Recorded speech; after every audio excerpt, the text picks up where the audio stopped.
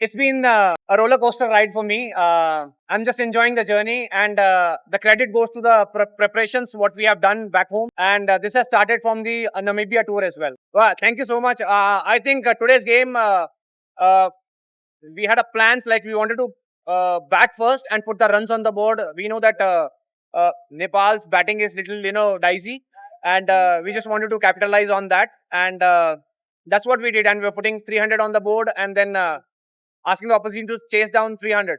No, it never goes like that. You have your small plans. Like we had planned of scoring 240, 250 runs or seeing the wicket, but fortunately, wicket was so nice. The curator has done a fantastic job preparing the wicket, and that was just like the way we started. I think the 300 was on the spot.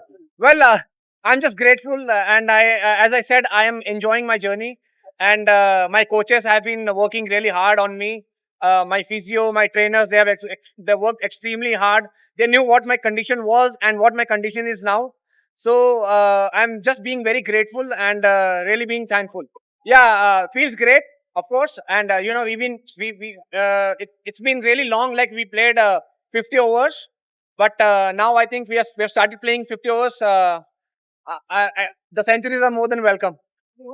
Well, it was just out of joy, nothing else. It was out of joy because I've been grinding so hard because in the domestic cricket I've been scoring a lot of runs. But only thing is in the international circuit I was not getting that big daddy hundreds. So as I said, I'm really grateful. Just enjoying my journey. Nepal, they showed a good character in the field. I think with time coming in, they will really do well because their A teams are really a good bunch of talented cricketers. So once they get a shot, they will make a big mark. Nepal has been really great, and I love coming to Nepal. I love spending time with the people here. People are so nice.